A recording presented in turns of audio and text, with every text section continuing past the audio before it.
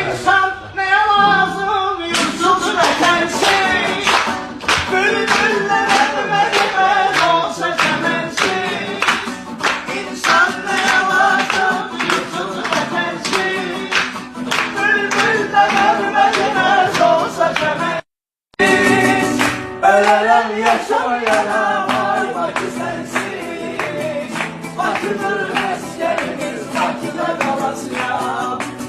Ölelem yaşamayana vay bacı sensin Bacımır meskenimiz bakıda kalasıya